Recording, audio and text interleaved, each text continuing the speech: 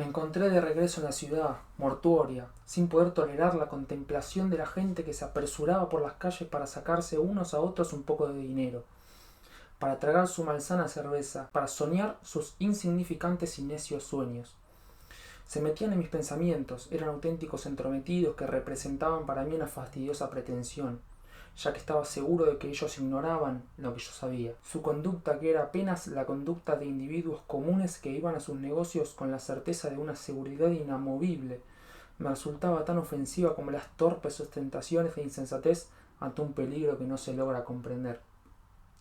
No sentía ningún deseo de enseñarles, pero a veces tenía dificultades para contenerme y no reírme en sus mismas caras, tan estúpidamente llenas de aires de importancia.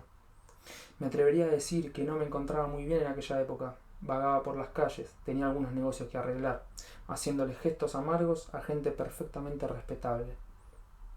Admito que mi conducta era imperdonable, pero en aquellos días mi temperatura rara vez era normal.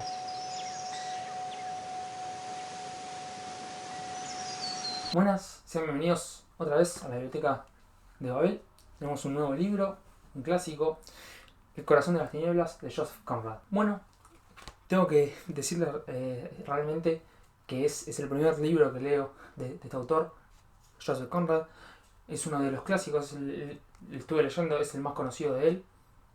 La verdad me dejó un buen sabor, fue una buena presentación. Primero que nada, es un libro escrito en 1899, no es muy viejo, muy antiguo.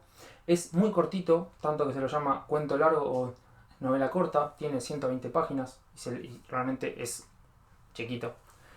Así que es una lectura rápida. Yo creo que un día, 2 días como mucho.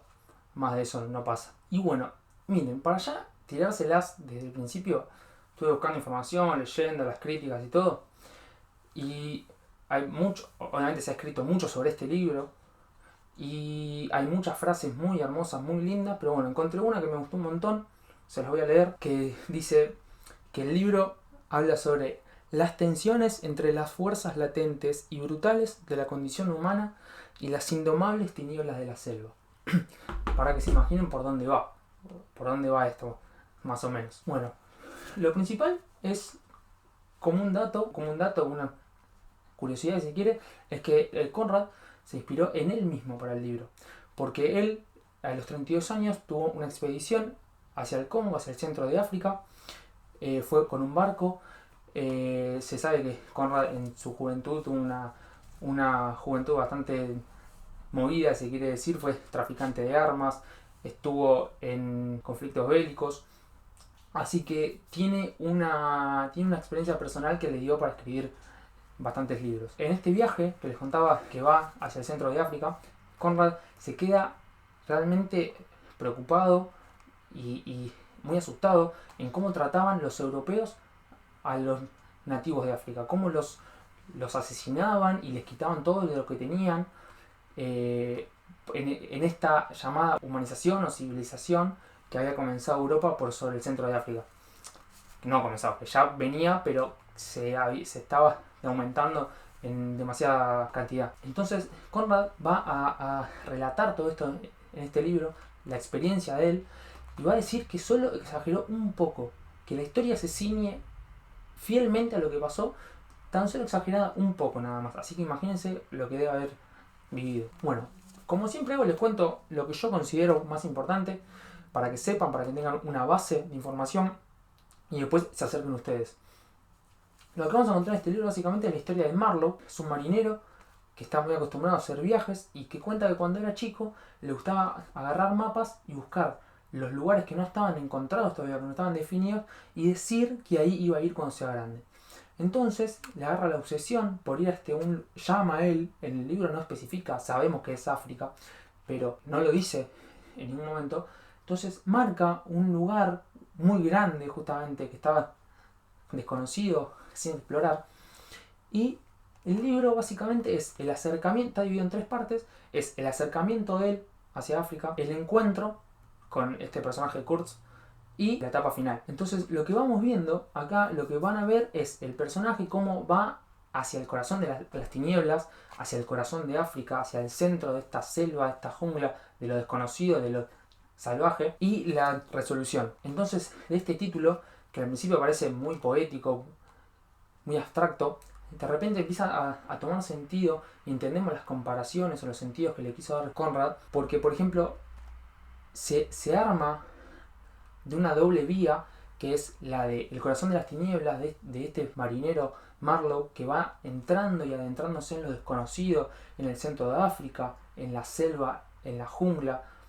Y también se puede hacer la comparación del marinero, del ser humano hombre, yendo hacia las profundidades de su propia alma, encontrándose con lo desconocido, con la real esencia de los humanos, de lo crueles que podemos ser, de la maldad que nos compone. Esto también habla sobre Conrad y puede ser y es una crítica fehaciente del imperialismo, a cómo los europeos trataban a los africanos, cómo con tal de quitarle el marfil los pasaba por encima, los asesinaban.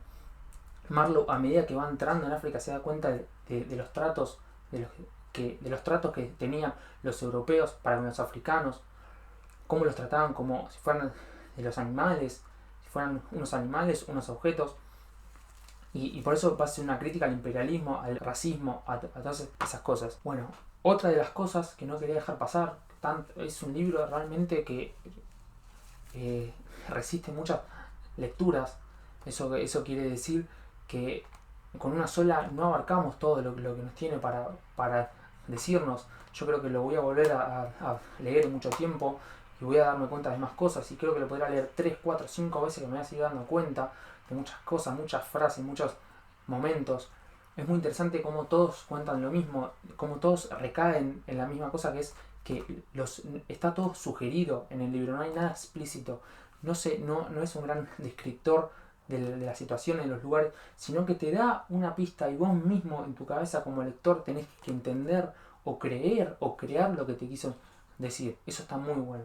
Y lo que no quería pasar de largo es que la primera vez que yo veo que un autor hace algo así, que es la intromisión del ambiente como un personaje más. Que ahora les voy a leer una parte que habla sobre la jungla, sobre la selva, y uno la siente como si fuera un personaje más, como si la selva interactuara con los personajes. Miren, remontar aquel río era como internarse en los principios de la creación, cuando la vegetación era tumultuosa sobre la tierra y los árboles eran los reyes.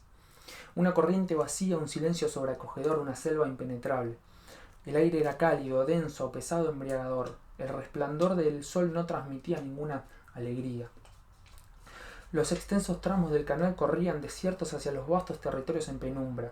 En los bancos de arena plateada, los hipopótamos y los cocodrilos tomaban el sol de lado a lado. Esa es una. Y entonces, de forma súbita, como si se hubiera quitado un velo ante mis ojos, descubrí en el seno de la frondosa penumbra pechos desnudos, brazos, piernas, ojos brillantes. La maleza hervía de miembros humanos en movimiento, lustrosos de color bronce.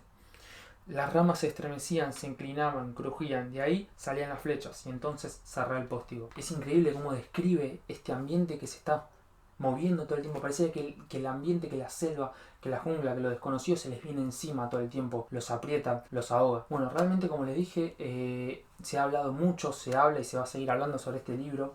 Tuvo un boom, obviamente, en 1979, cuando salió la película de Francis Ford Coppola, Apocalypse Now. No la vi, no me maten, la voy a ver seguramente el fin de semana. Así que, como siempre, mi recomendación es que lo lean. Está muy bueno, es corto, por suerte, 120 páginas, como les dije ya. Y realmente me queda con el sabor de que voy a volver a este libro, porque se merece una segunda, una tercera, una cuarta, una quinta lectura, porque hay mucho depositado acá y no nos llegamos a dar cuenta con una sola lectura. Así que bueno, sin más vueltas, los dejo. Si les gustó, espero se suscriban, dejen un like, un comentario y nos sigan en nuestras redes sociales. Nos vemos en el próximo video y en el próximo libro.